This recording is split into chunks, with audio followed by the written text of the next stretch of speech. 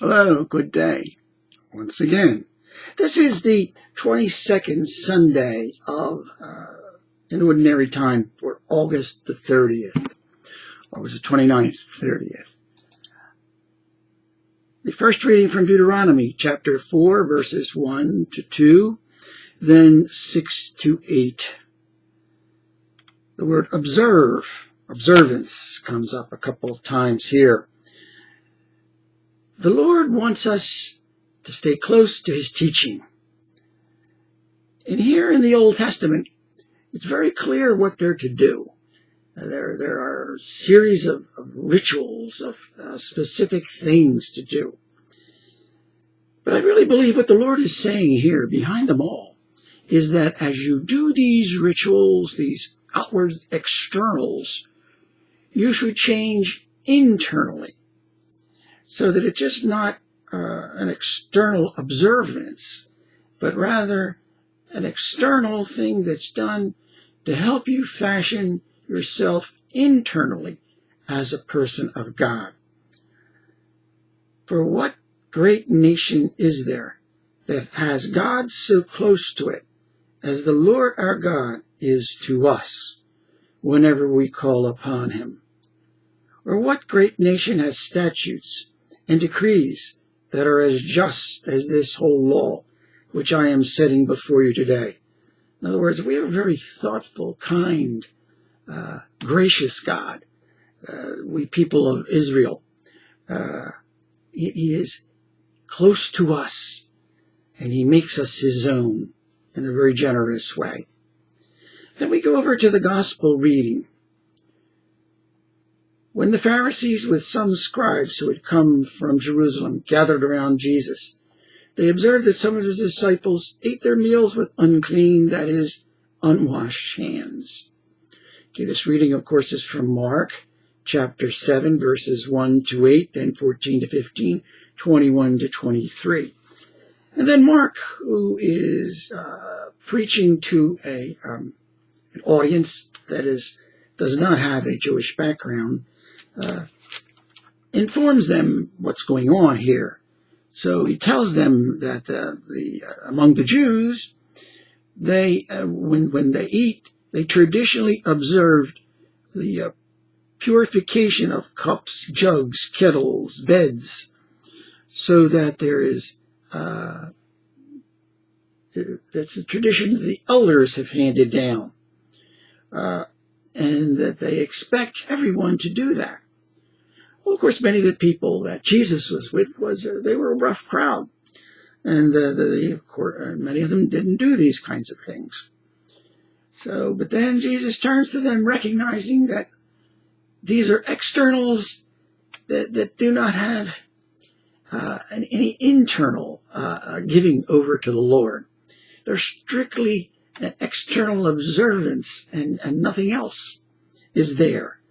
He says, "Well did Isaiah prophesy about you hypocrites, as it is written, this people honors me with their lips, but their hearts are far from me. In vain do they worship me, teaching as doctrines human precepts. You disregard God's commandment and cling to human traditions." Basically what he's saying, you disregard God, and you make up a whole set of rules that have nothing to do with God, and you pursue in a direction that takes you away from God. Create a culture around creating an image, almost like within a truly God-centered religious world, but you're sort of creating on your own idols. This is not what God wants to be. You've created something else out of what God has given to you. So he tells them, nothing that enters one from outside can defile that person, but that the things that come from within are what defile. From within people, from their hearts, come evil things. And he goes through a whole list of evil things. All these evils come from within, and they defile. It's really a combination of both. We're whole people. It's both what's within and without. So there's an integrity here that we have to be fully and completely God's people. And the way we do that is to belong to the Lord. Each and every day, appeal to the Lord to be our life, to be the center of who we are. And constantly go back to Him, realizing that at times the devil can trick us. And that we could be forgetful and not conscious of the fact that we have strayed away. And He's tricked us away from following the Lord in His full holiness. The path to holiness while we live in this world is a treacherous path because of the world. So in going to the second reading, a reading from the letter of St. James, chapter 1, verses 17 to 18, 21b to 22, and verse 27. All good giving, every perfect gift is from above. No doubt about it. The origin of anything that is good is God within our hearts, moving us in the right direction. He willed to give us birth by the word of truth. It's His moving, and He's the one that makes us good, and we cooperate with His grace. Humbly welcome the word that has been planted in you and is able to save your souls. It's God's initiating. It's God's working in you that makes things good within you. Be doers of the word and not hearers, only deluding yourselves. There's a problem, and the devil works at that. Deluding ourselves, as the Pharisees were deluding themselves.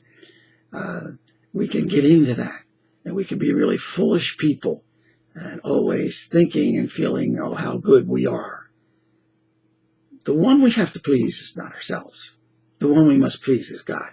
You have to always go back, dear Lord, am I truly growing spiritually in your eyes? Am I truly pleasing you? How do we know that? Growing spiritually. Well, we don't aggravate the situations that we live in. We truly have kind words for other people, trying to build up God's life within them. We're not worriers. People who worry are people that are taking God's work out of God's hands, and we're trying to do it all on our own. We're not gossipers, judging other people. We don't upset things and make situations worse. We are people who are always going to the Lord, appealing to Him for His strength, so that we can be peaceful and secure because we live in His heart and His hands. And that shows because we're truly joyful people. The radiance of God shines through us. The goodness of God, when God is truly living within us, genuinely shines forth each and every day. May that be ours, and not some sort of a false caricature of being religious. Thank you very much. May God be blessed and God live within you. Amen.